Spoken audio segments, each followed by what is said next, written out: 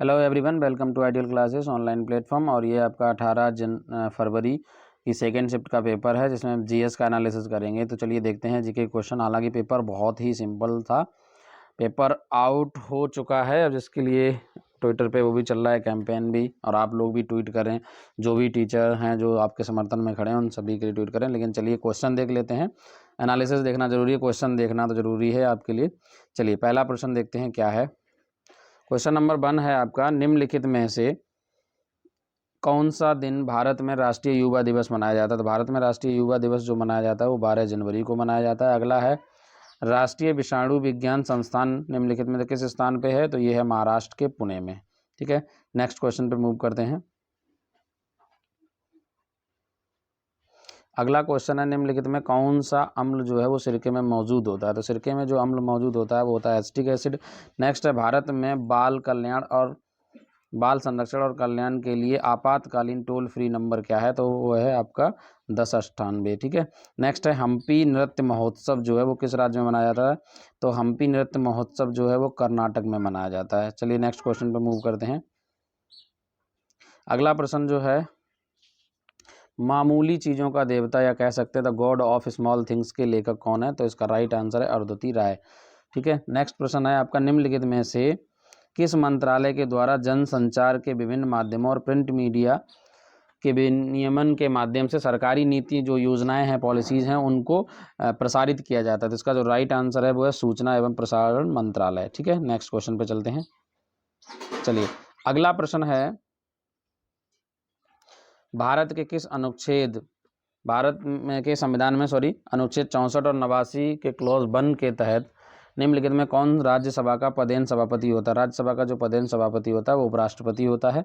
चलिए अगले क्वेश्चन पे मूव करते हैं। अगला प्रश्न है आपका, मथुरा के पास के एक मठ में एक मंदिर में किन शासकों ने विशाल मूर्तियों की प्रतिस्थापना की। तो इसका राइट आंसर है कुषाण शासकों ने। ठीक है, वर्ष 2011 में जो जनगणना हुई थी वो कितने चरणों में संपन्न हुई थी। इसका राइट आंसर है 2 चरण में। ठीक है, 2 चरण में जनगणना कार्य जो है वो संपन्न हुआ था। चलिए अगले क्वेश्चन पे चलते हैं। अगला प्रश्न है कि मोगाओं की गुफाएं, जिन्हें हम क्या कहते हैं हजारों बुद्धों की गुफाएं भी कहा जाता है, वो किस देश में है। तो वो है चीन में। ठीक है, नेक्स्ट क्वेश्चन है, निम्नलिखित में किस वायसराय ने ब्रिटिश शासन के दौरान बंगाल का विभाजन किया था। तो लॉर्ड कर्जन ने किया था। चलिए अगले क्वेश्चन पे मूव करते हैं। तो ये पेपर जो जीएस और हिंदी का देखा जाए तो बहुत ही सिंपल रहा है सभी शिफ्ट में। निम्नलिखित में कौन सा उत्तर प्रदेश में सर्वोच्च पुलिस अधिकारी होता है। तो उत्तर प्रदेश का जो सर्वोच्च पुलिस अधिकारी होता है वो होता है डीजीपी, पुलिस महानिदेशक कहते हैं। व्यावसायिक उपयोग के लिए सब्जियों फूल फल उगाने की जो प्रोसेस होती है उसको क्या कहा जाता है। उसको कहा जाता है हॉर्टिकल्चर। ठीक है, चलिए विटिकल्चर जो होता है वो आपको पता है अंगूर की खेती होती है। प्रीवियस उसमें पिछले शिफ्ट में ये भी पूछा गया था। सेरिकल्चर होती है रेशम उत्पादन के लिए। ठीक है, चलिए नेक्स्ट क्वेश्चन पे चलते हैं। अगला क्वेश्चन है, सरकार का वह खाता जो चालू वित्त वर्ष के लिए होता है। तो इसका राइट आंसर है आपका राजस्व बजट। एक बार चेक कर लेना, राजस्व बजट ही होना चाहिए। ठीक है, मेरे अकॉर्डिंग, बाकी एक बार आप चेक कर लेना, ये इकोनॉमी का प्रश्न है। अगला क्वेश्चन है, निम्नलिखित में से किस बंदरगाह को अरब सागर की रानी कहा जाता है। तो ये राइट आंसर है आपका कोच्चि को अरब सागर की रानी कहा जाता है। चलिए नेक्स्ट प्रश्न पे मूव करते हैं। अगला प्रश्न है, उत्तर प्रदेश में दुधवा नेशनल पार्क या राष्ट्रीय उद्यान कहाँ है। तो दुधवा से याद रखना, ट्रिक में आपको बता देता हूँ कि दूध से बनती है खीर, तो खीर से लखीमपुर खीरी। ठीक है, नेक्स्ट क्वेश्चन है, अक्टूबर 2023 में भारत और किस पड़ोसी देश ने आर्थिक और प्रौद्योगिकी सहयोग यानी ECTA के लिए फिर से बातचीत शुरू की। तो इस प्रश्न को एक बार आप देख लेना, मेरे अकॉर्डिंग आंसर इसका चीन होना चाहिए। चेक कर लेना, कंफर्मेशन नहीं दे रहा हूँ, जो कंफर्म है उससे मैं कंफर्म बता दे रहा हूँ। नेक्स्ट क्वेश्चन क्या है। अगला क्वेश्चन है कि NIA का पूर्ण रूप क्या है। तो NIA का जो पूर्ण रूप है वो है नेशनल इन्वेस्टिगेशन एजेंसी। तो इसका राइट आंसर होगा पहला वाला। 2006 में संयुक्त राष्ट्र मानवाधिकार आयोग का नाम परिवर्तित करके क्या किया गया था। तो वो किया गया मानवाधिकार आयोग। चलिए आगे चलते हैं, ह्यूमन राइट कमीशन किया गया था। चलिए नेक्स्ट क्वेश्चन पे चलते हैं। अगला प्रश्न है, उत्तर प्रदेश में कुंभ मेला जो है का उत्सव किन नदियों के संगम पर किया जाता है। तो बहुत ही आसान है, कुंभ मेला हमने आपको ट्रिक बताया था, भारत में टोटल 4 स्थानों पे लगता है। उज्जैन में लगता है, नासिक में लगता है, हरिद्वार में लगता है, और इलाहाबाद में लगता है। तो इलाहाबाद में गंगा यमुना का जो संगम है वहाँ पे लगता है। तो पूछा भी गया किन नदियों के संगम पर लगता है, तो एक ही इलाहाबाद जहाँ गंगा और यमुना का संगम है। चलिए नेक्स्ट क्वेश्चन पे चलते हैं। देखिए अगला प्रश्न ये करंट में रहा भी था चर्चा में भी, इजराइल और हमास के में जो भारतीय नागरिक फंसे हैं उनको निकालने के लिए भारत के जो विदेश मंत्री हैं जयशंकर ने एक ऑपरेशन चलाया था जिसको नाम दिया गया था ऑपरेशन अजय, ठीक है। इसके तहत भारतीयों को वहाँ से निकाला गया था। नेक्स्ट है यूएफसी, ठीक है। यूपीएफसी का मतलब होता है उत्तर प्रदेश वित्तीय निगम। और ये किसको वित्तीय सहायता प्रदान करेगा, तो ये इंडस्ट्री सेक्टर को प्रदान करता है वित्तीय सहायता, इन्हीं उद्योगों को। चलिए अगले क्वेश्चन मूव करते हैं। अगला प्रश्न देखिए करंट अफेयर से है और यूपी स्पेशल से है। हाल ही में प्रधानमंत्री नरेंद्र मोदी ने अयोध्या में नवनिर्मित हवाई अड्डे का उद्घाटन किया, उसका नाम बताइए क्या है।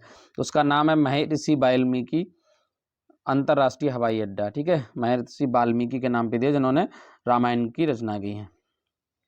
नेक्स्ट है उत्तर प्रदेश के अंदर अगर किसी प्रकार की वित्तीय धोखाधड़ी होती है तो उसको साइबर क्राइम में हेल्पलाइन नंबर जारी किया गया, उसमें शिकायत करने की जो अवधि है वो कितनी है, तो वो है 24 आवर्स, 24 घंटे के भीतर आपको शिकायत दर्ज करानी पड़ेगी, ठीक है।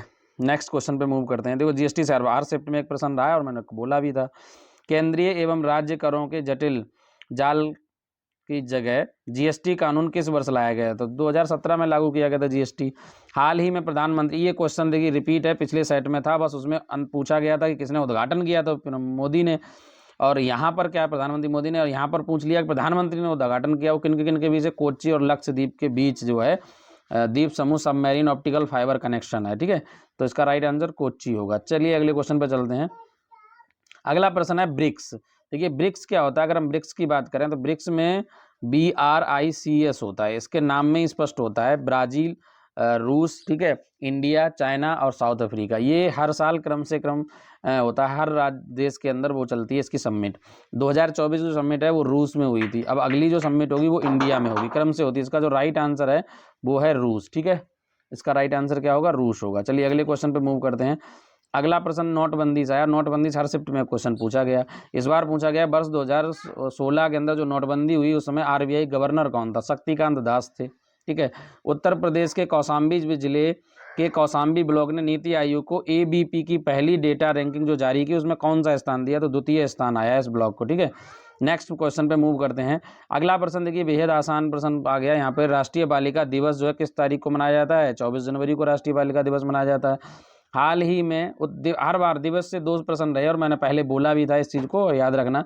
स्वर वेद महामंदिर जो है उसका उद्घाटन किया प्रधानमंत्री ने, कहाँ किया, तो उसका उद्घाटन किया है बनारस में। चलिए अगले क्वेश्चन पे मूव करते हैं। अगला प्रश्न है निम्नलिखित में कौन सा भारत का सर्वोच्च पुरस्कार है, तो भारत में जो सैन्य पुरस्कार होता है वो परमवीर चक्र होता है, ठीक है। मधुशाला के लेखक कौन है, मधुशाला के लेखक हैं हरिवंश राय बच्चन, अमिताभ बच्चन के पिताजी, जिनकी ये चर्चा मधुशाला बहुत चर्चित है, पिछले बार भी ये पूछी गई थी पेपर में, इस बार भी आ गई, प्रीवियस ईयर से रिपीटेड क्वेश्चन है। चलिए नेक्स्ट क्वेश्चन पे अगर मूव करते हैं। अगला है एप्लीकेशन एक जारी किया था जिसका नाम है पासपोर्ट सेवा। देखिए पासपोर्ट सेवा है तो कौन जारी करेगा, ये हमेशा मिनिस्ट्री ऑफ एक्सटर्नल अफेयर करती है, यानी विदेश मंत्रालय के अंदर में आता है। अगला है निम्नलिखित में से किस क्रिकेटर को खेलों में उत्कृष्ट प्रदर्शन के लिए अर्जुन अवार्ड दिया गया, बहुत ही चर्चा में रहे हैं मोहम्मद शमी, जिन्होंने वर्ल्ड कप में बहुत अच्छी बॉलिंग की थी और उनको अर्जुन पुरस्कार से नवाजा गया था, ठीक है। चलिए अगले क्वेश्चन पे मूव करते हैं। अगला क्वेश्चन है कयात, ठीक है। कयात जो है वो किस देश की मुद्रा है, तो इसका जो राइट आंसर है वो है म्यांमार, ठीक है। म्यांमार की मुद्रा है कयात। चंद्रयान 3 रोवर का नाम क्या है, तो ये बहुत चर्चा में रहा, चंद्रयान 3 का जो रोवर का नाम था वो प्रज्ञान था, विक्रम जो था इसका वो लैंडर था, ठीक है। तो ये थे 150 क्वेश्चन आपके जो कि 18 तारीख को आपके पूछे गए थे, 18 फरवरी को शिफ्ट 2 में, ठीक है। 2024 की जो शिफ्ट 2 हुई थी उसके अंदर पूछे गए थे। तो आप सभी लोग जरूर ट्वीट करें उसके लिए एग्जाम कैंसिल कराने के लिए। Thank you for watching this video, मिलते हैं नेक्स्ट वीडियो में।